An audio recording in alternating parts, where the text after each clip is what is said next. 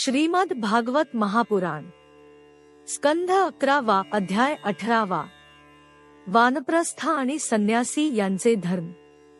श्री कृष्ण म्हणतात, गृहस्थाश्रमी मनुष्य जर वानप्रस्थाश्रमात जाऊ इच्छित असेल तर त्याने आपल्या पत्नीला पुत्रांकडे सोपवावे किंवा आपल्या बरोबर घेऊन जावे आणि आपल्या आयुष्याचा तिसरा भाग वनातच राहून शांत चित्ताने व्यतीत करावा। वनातील पवित्र कंदमुळे आणि फळे खाऊनच त्याने उदरनिर्वाह करावा। वस्त्रांऐवजी झाडांच्या साली, झाडांची पाने, मृगचर्म यांचाच उपयोग करावा। केस, लव, नखे आणि दाढी मिशारूप शरीरावरील मळ काढू नये। दात, दंतमंजन इत्यादीने घासू नयेत। पाण्यात शिरून दिवसातून 3 वेळा स्नान करावे आणि जमिनीवरच झोपावे। उन्हाळ्यात 4 बाजूला अग्निकुंडे पेटवून त्यामध्ये राहून डोक्यावर ऊन घ्यावे, हे पंचाग्निसाधन होय। पावसाळ्यात अंगावर पावसाचा मारा सहन करावा। थंडीच्या दिवसात गळ्यापर्यंत पाण्यात बुडून राहावे, अशा रीतीने राहून तप करावे। अग्नीत भाजलेले अन्न किंवा काळानुसार पिकलेली फळे खाऊन भूक भागवावी। ते बारीक करण्याची आवश्यकता असेल तर उखळामध्ये घालून किंवा दगडांनी ठेचून कुटावे किंवा दातांनी चावून खावे। देश, काळ आणि आपल्या शरीराची कुवत पाहून पोट भरण्यासाठी लागणारी सर्व सामग्री स्वतः जमवावी। दुसऱ्यांनी दिलेल्या वस्तू वापरू नयेत। वानप्रस्थ आश्रम स्वीकारलेल्याने वनातील वस्तूंनी चरू, पुरोडाश इत्यादी हविष्यान्न तयार करावे। त्याचपासून त्या वेळच्या गोष्टी कराव्यात। वेदविहित पशुबलीने माझे यजन करू नये। वानप्रस्थाश्रमीयांसाठी वेदवेत्यांनी अग्निहोत्र, दर्शपूर्णमास तसेच चातुर्मास्य याग इत्यादी गृहस्थाश्रमाप्रमाणेच करावेत असे सांगितले आहे। अशा प्रकारे तपाचे आचरण करीत कृश झालेला मुनी तपोमूर्ती स्वरूप माझी आराधना करून प्रथम ऋषिलोकात जातो व नंतर तेथून माझ्या लोकी येतो। जो मनुष्य अतिशय कष्टाने केलेली आणि मोक्ष देणारी ही महान तपश्चर्या क्षुद्र फळांच्या प्राप्तीसाठी करतो, त्याच्या इतका मूर्ख कोण असेल बरे।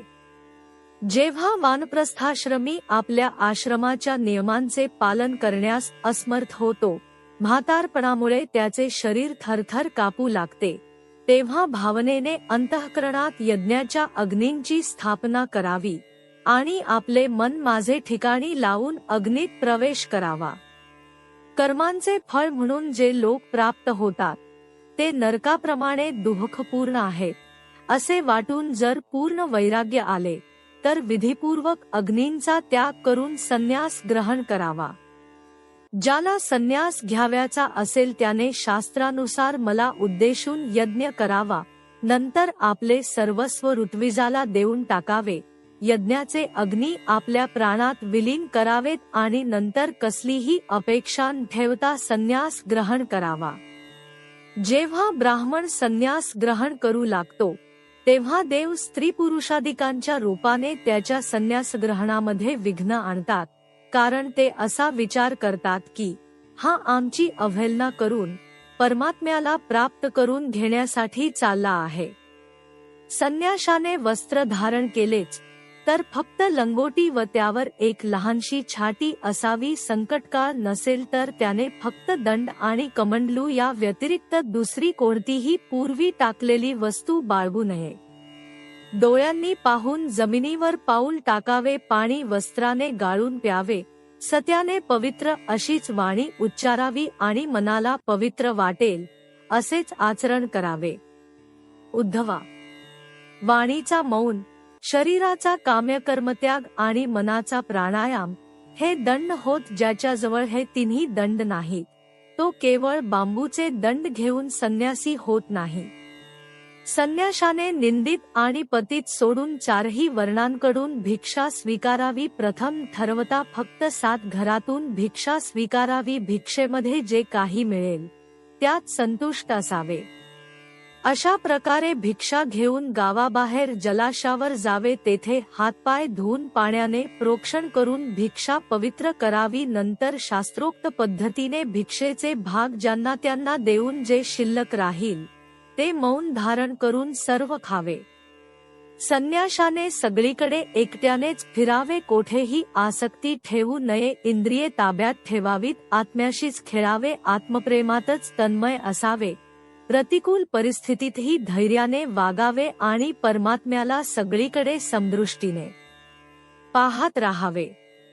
संन्याशाने निर्जनपण निर्भय अशा एकांतात राहावे, माझ्यावरील प्रेमाने त्याचे हृदय विशुद्ध असावे, त्याने स्वतःला माझ्यापासून अभिन्न समजावे, त्याने आपल्या ज्ञाननिष्ठेने चित्ताचे बंधन आणि मोक्ष यासंबंधी विचार करावा व असा निश्चय करावा की विषयोपभोगासाठी इंद्रियांचे चंचल होणे हे बंधन आहे आणि त्यांना नियंत्रणाखाली ठेवणे हाच मोक्ष होय.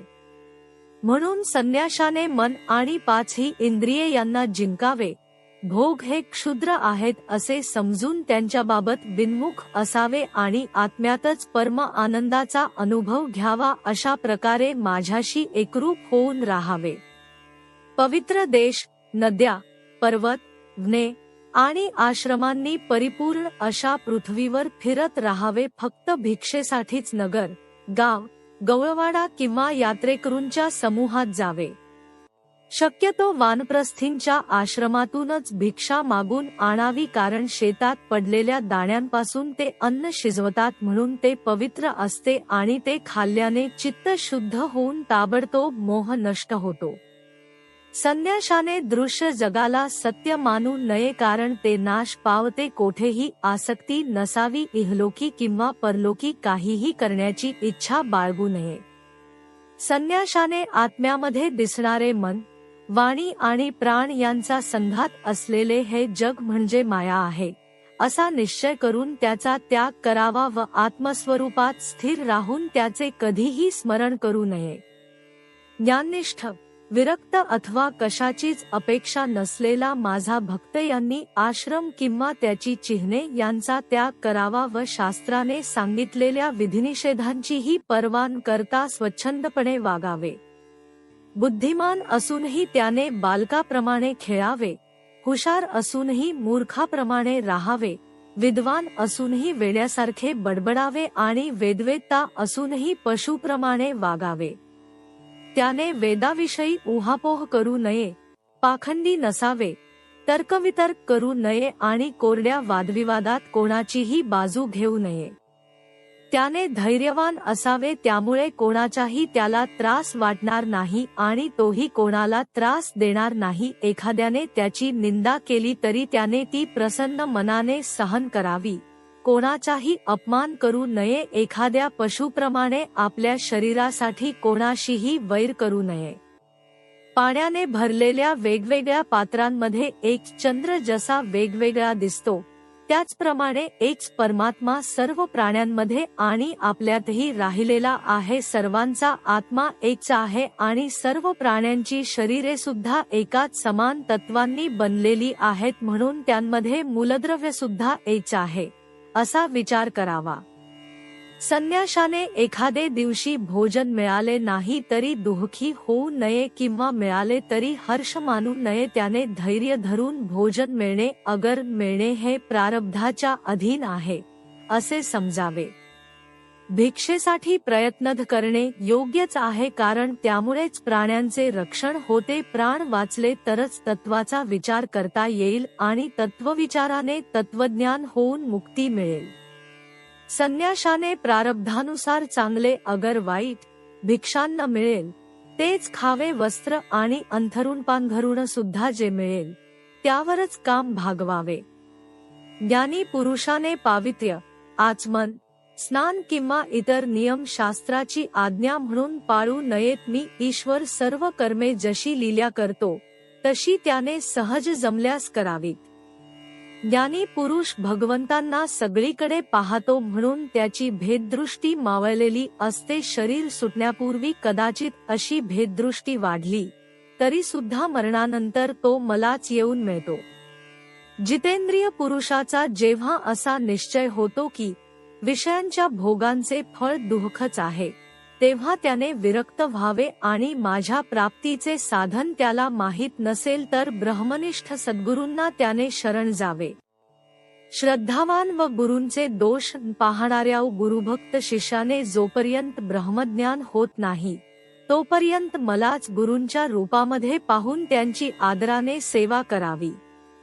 परंतु ज्याने 5 इंद्रिये आणि मन या सहांवर विजय मिळविला नाही, ज्याचे इंद्रियरूपी घोडे आणि बुद्धिरूपी सारथी हे दोघेही बिघडलेले आहे, तसेच ज्याच्या हृदयात ज्ञान व वैराग्य नाही, तो जर त्रिदंडी संन्याशाचा वेश धारण करून आपले पोट भरत असेल तर तो संन्यास धर्माचा नाशच करीत आहे असे समजावे. शिवाय तो देवांना, स्वतःला आणि आपल्या हृदयात असलेल्या मला फसविण्याचा प्रयत्न करीत असतो.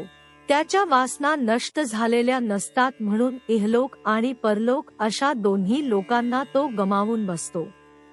संन्याशाचे मुख्य धर्म शांती आणि अहिंसा, वानप्रस्थाचे मुख्य धर्म तपश्चर्या आणि तत्वविचार, गृहस्थाश्रमीचे मुख्य धर्म प्राण्यांचे रक्षण व यज्ञयाग आणि ब्रह्मचार्याचा मुख्य धर्म गुरूंची सेवा होय.